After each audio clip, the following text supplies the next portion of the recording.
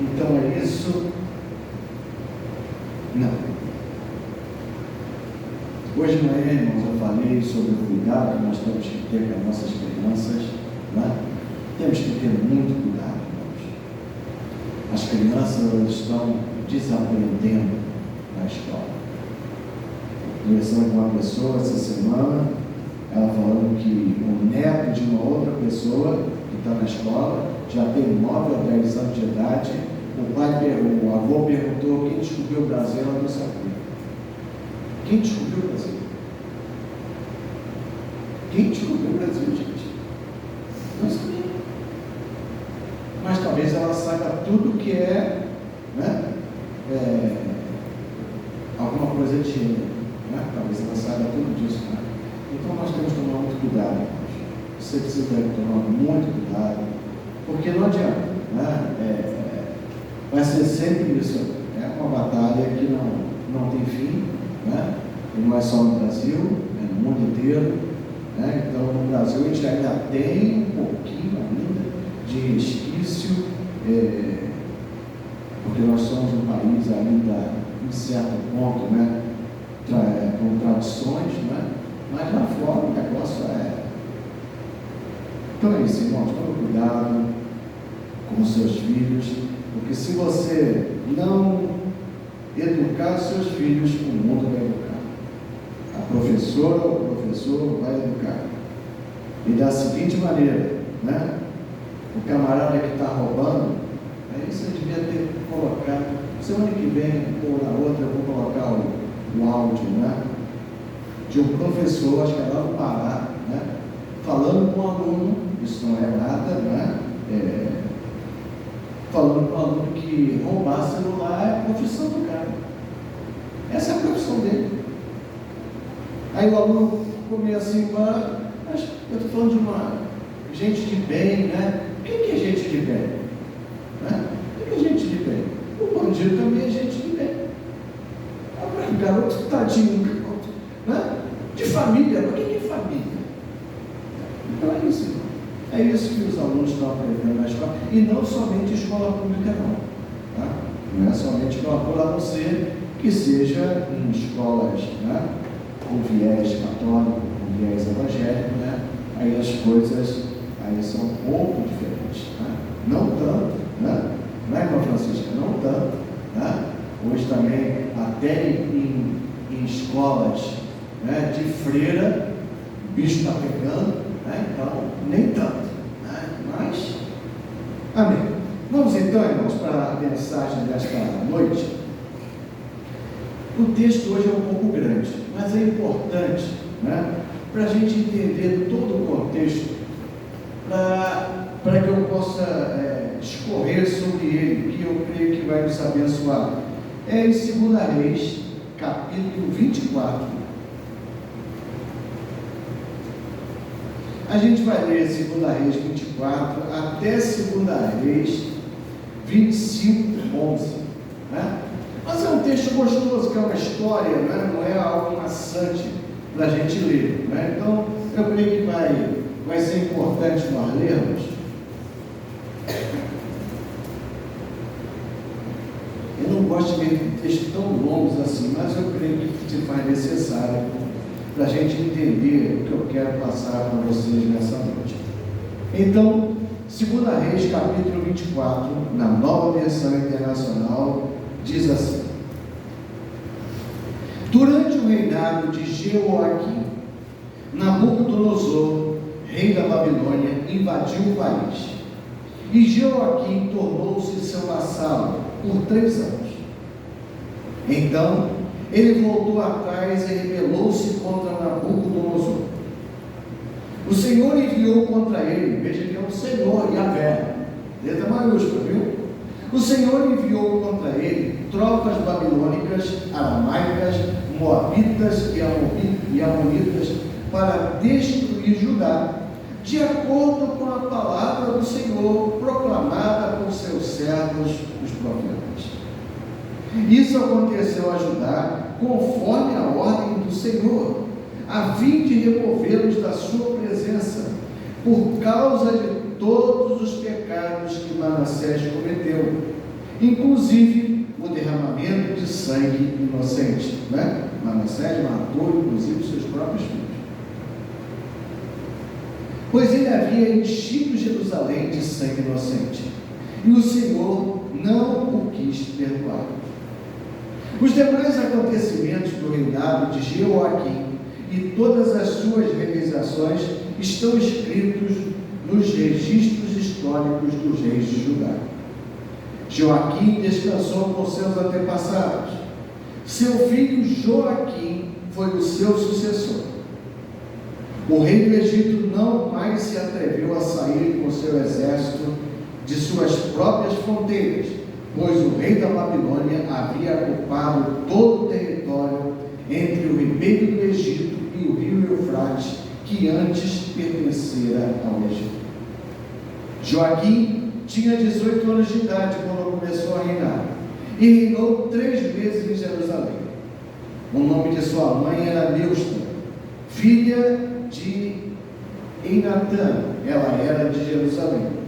Ele fez o que o Senhor reprova, tal como seu pai.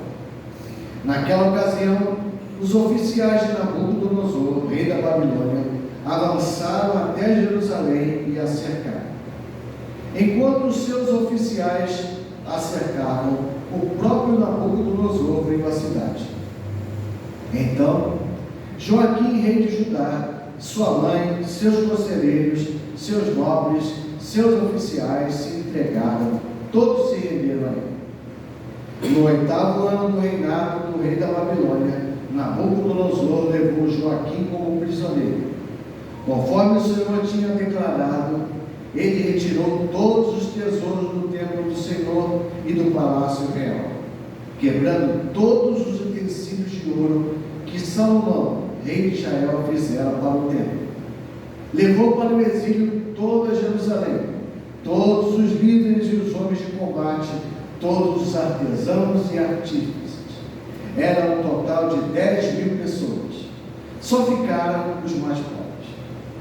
Nabucodonosor levou o prisioneiro Joaquim para a Babilônia. Também levou de Jerusalém para a Babilônia a mãe do rei, suas mulheres, seus oficiais e os líderes do país. O rei da Babilônia também deportou para a Babilônia toda a força de 7.000 homens de combate, homens fortes e preparados para a guerra, e 1.000 artífices e artesãos. Fez Matanias, tio de Joaquim, reinar em seu lugar, e mudou o seu nome para Zedequias. Zedequias tinha 21 anos de idade quando começou a reinar. Ele reinou 11 anos em Jerusalém. O nome da sua mãe era Amutal, filha de Jeremias, ela era de Líbia.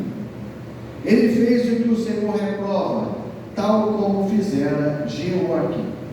Por causa da ira do Senhor, tudo aconteceu a Jerusalém e a Judá. Por fim, ele os lançou para longe da sua presença. Ora, Zedequias rebelou-se contra o rei da Babilônia.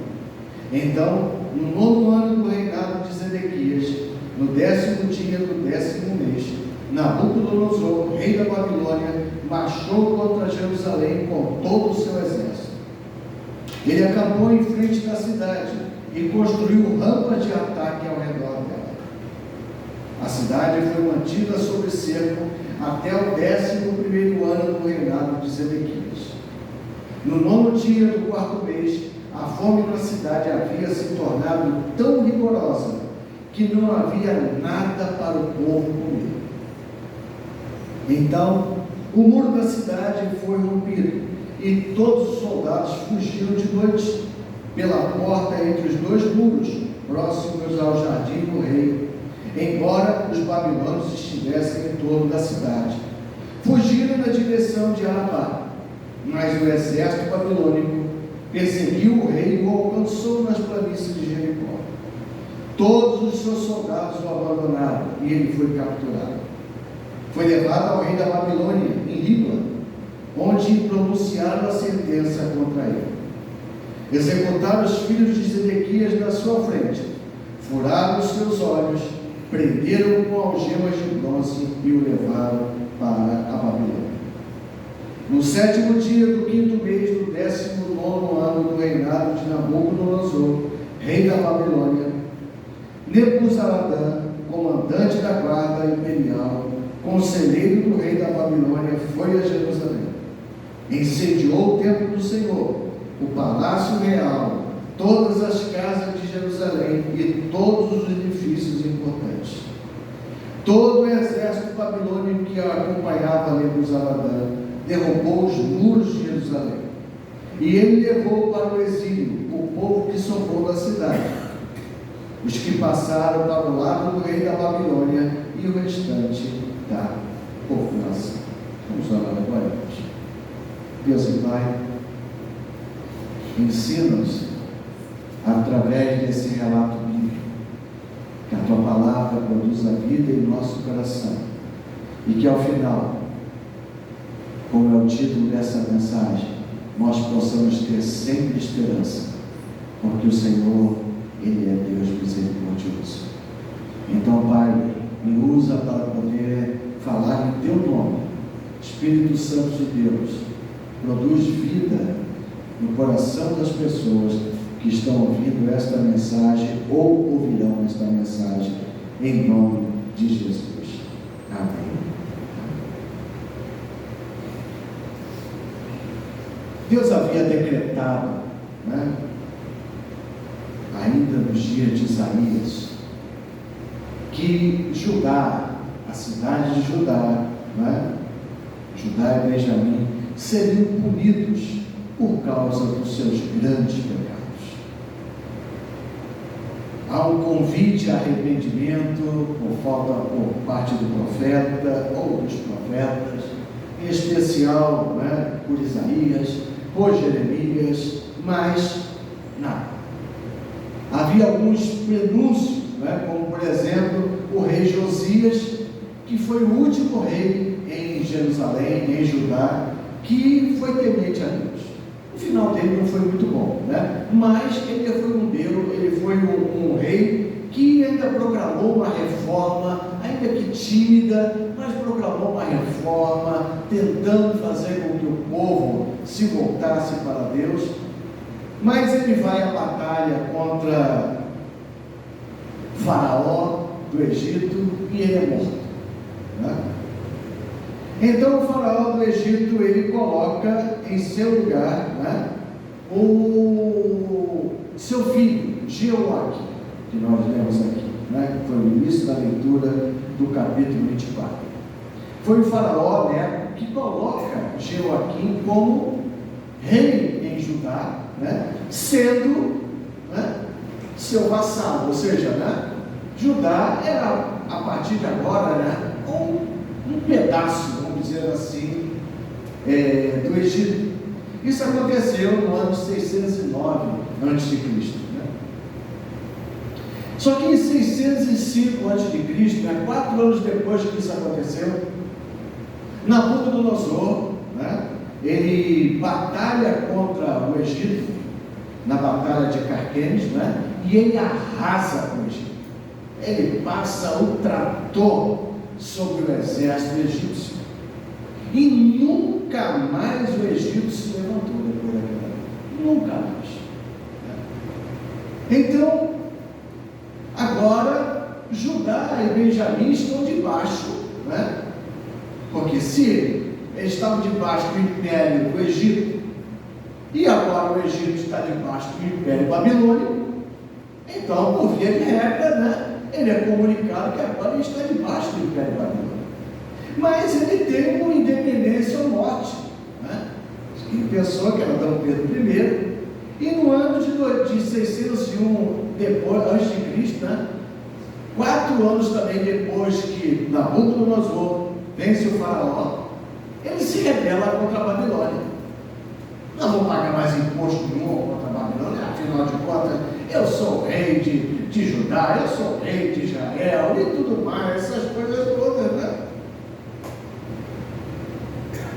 E aí, Nabucodonosor manda o seu exército e cerca Judá. A gente não tem muita notícia se foi numa batalha ou não, mas o fato é que Jeoaquim morre, e seu filho Joaquim, parece até jogo de palavras, mas é isso aqui, né? Mas lemos aqui, né? O seu filho Joaquim, ele é empossado como rei, com 18 anos de idade, né? Mas ele era mais esperto que o pai, né? Ele viu que a situação era terrível e ele se rende, logo depois de ele ser consagrado como rei, no ano de 597 a.C., ele se rende. Diz aqui que ele se rende a Nabucodonosor. Nabucodonosor então entra na cidade, pega os pertences apenas do templo de Salomão e leva Joaquim com a sua família para a Babilônia, e juntamente com um monte de gente, não é? Artistas, vai falar aqui que levaram até o exército ele levou, não é? Para a Babilônia. Inclusive nessa leva foi o profeta Ezequiel também para a Babilônia, né? Os babilônicos, né? Não era só eles, né? Depois os persas também, né? Eles tinham a cultura, né? Eles eram muito inteligentes, né? Eles levavam, né, as principais cabeças do país que eles derrotavam para a Babilônia, né, para o país deles, né, para absorver, né, toda a sabedoria daquele país. É inteligente, né? Ele faz isso com os principais daqui, com os principais nobres lá de Judá, de Benjamim, são os primeiros a irem levados para lá. E nisso aí estava também, né, Daniel, Ananias, Misael e Azarias, né, que foram levados, né, para a Babilônia, e para que fosse extraído deles o melhor, para eles aprenderem com a outra cultura também. Era uma forma que eles tinham de aprender para subjugar os outros povos, né? Bastante inteligente, né? Então, apesar daquela época, né, as pessoas naquela época já havia pessoas inteligentes, né? Então, Nabucodonosor coloca um outro descendente, né, Zedequias, para ficar como o governante naquele lugar. O povo havia se rendido, Joaquim havia se rendido, então fica Zedequias, né, como um representante de Nabucodonosor em Judá, em Benjamim, em Jerusalém. Só que Zedequias também tem um acesso de independência ao norte. Interessante, não é? Ele já viu o que tinha acontecido, né, com todos da sua família, com o seu pai, né? E ele diz aqui que ele se rebelou contra o rei da Babilônia, 11 anos depois. Se rebelou. Não vou prestar. Como é que prestar contra a Nabucodonosor, não? Então, irmãos, aqui cabe uma coisa, eu não vou entrar porque já lemos bastante aqui, né?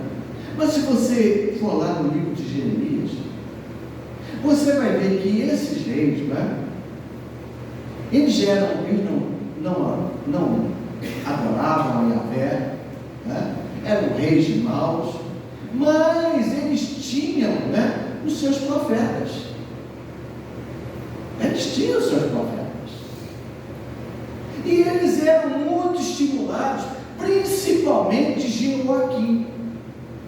Eles eram muito estimulados pelos falsos profetas, que chegaram e falavam: vai, Deus é contigo, você não é contigo.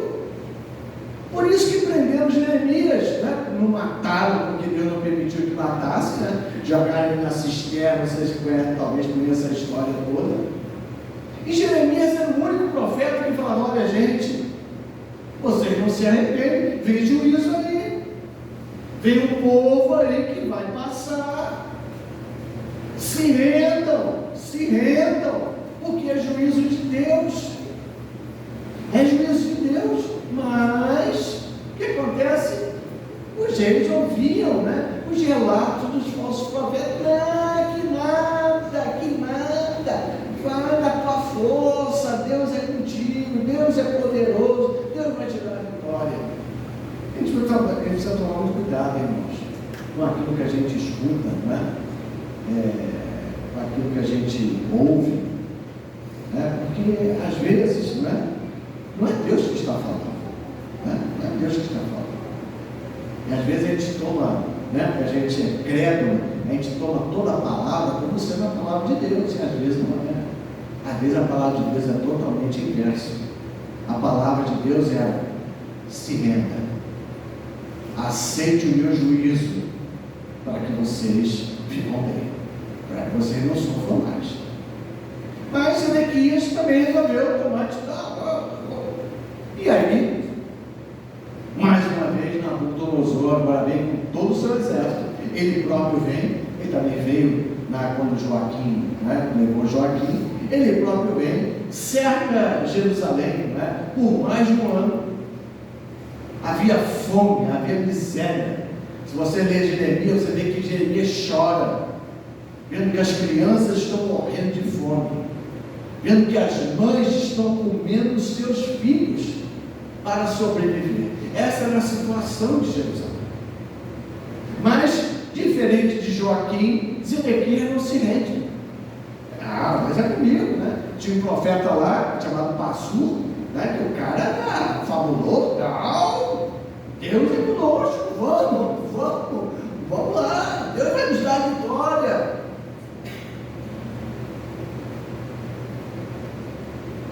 E diz aqui, não é, que Nabucodonosor, depois de cercar a cidade por mais de um ano, ele derruba parte dos muros de Jerusalém e invade Jerusalém. E agora, diferente da primeira tomada, né, agora Nabucodonosor está em lá. E veja aqui que nós olhamos aqui que Deus enviou, né, Deus levantou, o Senhor levantou a Babilônia, o Senhor levantou os amonitas, né, porque o povo não queria de maneira nenhuma aceitar o juízo de Deus. Então, no ano de 587 a.C., irmãos, Nabucodonosor agora ele entra em Jerusalém e ele arrasa Jerusalém. Ele queima tudo em Jerusalém. Ele derruba as muralhas de Jerusalém, que depois você vai ver, né, no livro de Esdras e Neemias, né, que relata sobre isso. Destrói o templo, acaba com o templo, arrasa com o templo, não fica pedra sobre pedra do templo de Salomão. Acaba com o templo de Salomão. E pega Zedequias, mata os seus filhos na frente de Zedequias, e depois que mata os seus filhos na frente de Zedequias, ele fura os olhos de Zedequias e acorrenta Zedequias, e deve ter matado também depois Zedequias lá para frente, né? Diante desse relato aqui, irmãos, parece que as promessas, vocês se lembram das promessas lá atrás, né? Abraão, sai da tua terra, sai da tua parentela, eu vou te dar uma terra que a tua descendência vai possuir, e será como as estrelas dos céus, né? Parece que essa promessa é outra terra, porque alguns anos atrás, né, desse momento aqui, alguns anos, 46 anos atrás, já não havia mais o Império do Norte, já não havia mais Israel, as 10 tribos do norte já haviam sido destruídas pelos assírios, não tinha mais nada no Reino do Norte, já não havia mais nada lá em cima, né? Só restou Judá e Benjamim, mas agora acabou também Judá e Benjamim, agora não tem mais Jerusalém, agora não tem mais as duas últimas tribos que acabaram, que restaram. Então você imagina, irmãos, a situação desse povo, não o povo mau, o povo bom, porque sempre, como eu já falei aqui, sempre há um remanescente, no meio do caos da igreja, no meio de gente ruim, tem sempre gente boa. No meio de gente que não quer saber nada de Deus, tem sempre gente que quer saber de Deus. E sempre aconteceu isso.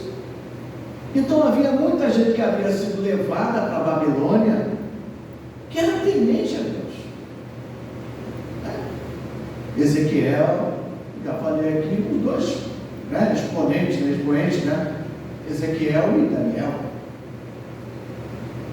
Então você imagina agora, aquele povo que recebeu palavras de Jeremias, que acreditava em Jeremias, que não acreditava nos falsos profetas, que acreditava em Jeremias, que falava: olha, vocês vão passar por isso, mas depois de 70 anos vocês vão voltar para Jerusalém, não é? A palavra do Senhor fala assim: olha, orem pela Babilônia, multipliquem-se aí na Babilônia. Agora aquele povo escuta falar que já não tem mais um rei,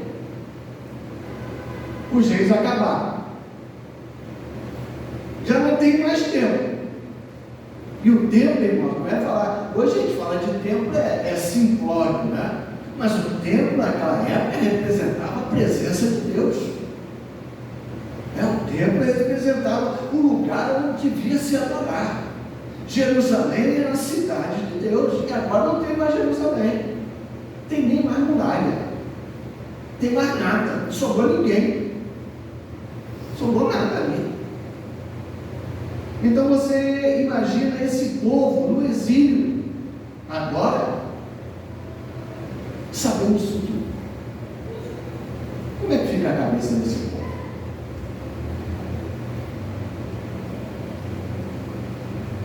Fica parecendo que o Deus de Israel é igual aos outros deuses. Uma hora acontece, outra hora não acontece. Uma hora as coisas vão bem para a gente, outra hora as coisas não vão bem. Parece um Deus igual a qualquer outro. A gente não pode contar muito com esse Deus, não. Afinal de contas, Marduk, que era o rei o Deus da Babilônia, deve ser mais poderoso do que Yahvé, porque afinal de contas, acabou tudo. Mas, irmãos, diante disso, diante daquilo que parece que o mais forte sempre prevalece, que os poderosos sempre prevalecem, olha que maravilha, né? Sérgio Cabral agora está ali, agora não precisa nem ficar mais em casa, coitado dele, sofredor, puxa vida, eu tenho uma pena dele, sabe? Puxa, eu oro por ele todos os dias. Ele e seus filhos são sofredores. Deve estar pobrezinho, tá? Não, deve estar pobrezinho, tadinho dele. Não fez nada demais. Quantos anos é? 400 anos que ele pegou? 400 anos, está solto. Aí a gente pode parar e pensar assim: caramba, mas tem justiça mesmo? Será que Deus está vendo isso tudo? Então você imagina a situação desse povo agora. Será que a gente pode confiar em Deus ainda? Será que a gente pode confiar nas promessas de que Ezequiel está aqui falando? Será que a gente pode confiar nas palavras de Daniel, as visões que ele está tendo, aquilo que ele está escrevendo? Será que isso vai acontecer? Mas como vai acontecer? Está tudo no chão e nem mais tem. Não tem mais ninguém. Mas, irmãos, se você está vivendo um momento assim, que parece que as coisas, eu quero te dizer, o nosso Deus, Ele vive. Sempre há esperança na paz, porque o Senhor, Ele reina, é Ele que governa todas as coisas. E aqui, irmãos, no versículo aqui 27 do capítulo 25, surge aquela faísca de esperança no meio do caos tremendo. Nabucodonosor é morto agora, surge agora Evil-Merodach, que há uma certa dúvida se era o neto de Nabucodonosor, se era o filho de Nabucodonosor, não quero entrar nisso, mas não sei, não importa. Então diz assim, no capítulo 25, 27, no 37º ano do exílio, 37 anos já de exílio, de Joaquim, rei de Judá, no ano em que Evil-Merodach se tornou rei da Babilônia, ele tirou Joaquim da prisão. No 27º dia do 12º mês, ele o tratou com bondade e deu-lhe um lugar mais honrado entre os outros reis que estavam com ele na Babilônia. Assim, Joaquim deixou suas vestes da prisão e pelo resto da sua vida comeu à mesa do rei. E diariamente, enquanto viveu, Joaquim recebeu uma pensão do rei. Do nada, irmãos. O prazo que Deus deu foi 70 anos que Jeremias profetizou. Mas chegou aqui no 37º ano, Deus já começa a intervir de novo. Já é hora de a gente começar, né? Porque daqui a pouco o meu povo vai voltar. Então, do nada, o novo rei da Babilônia tira Joaquim da prisão e faz ele comer junto com ele, como se fosse seu irmão. Mais do que comer com ele, começou a pagar Joaquim. E aí pode ficar assim pensando, pastor, isso é muita história da carochinha. Aí é que não é. Porque em escavações, né, lá no Iraque, né, antiga, né, foram descobertos, né, tábuas de barro que mostravam, olha só como Deus é maravilhoso, irmão. Isso aí dá um Google. É verdade. Descobrindo tábuas de barro com o nome de Joaquim, com o selo imperial da Babilônia, que o rei estava dando dinheiro, peças, coisas para o rei e botava assim o nome na escrita babilônica, né? Eu vi a foto, né? Havia a foto, né? Isso é para ser dado para Joaquim, rei de Israel. Olha só. O rei, que não era mais rei, não era mais nada, e Deus está trazendo esse rei de volta. Por que, irmãos? Por que isso? Porque Deus havia prometido a Davi: nunca vai faltar alguém da tua descendência no trono de Israel. Nunca vai faltar. E se Joaquim morre sem nada, irmão, vai acabar.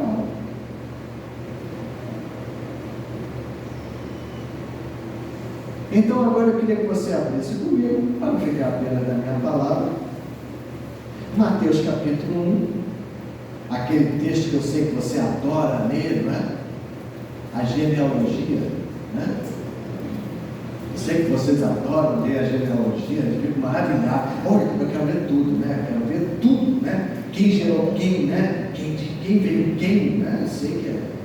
Lucas também traz, se você gostar, você vai em Lucas lá, que aí de uma outra maneira ele fala, mas está aqui. Mateus capítulo 1, versículo 12.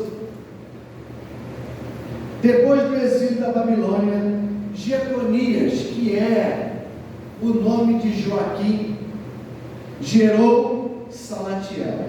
Salatiel gerou Zorobabel. Zorobabel gerou Abiúde gerou Eliaquim gerou Azor gerou Sadoc gerou Aquim gerou Eliúde gerou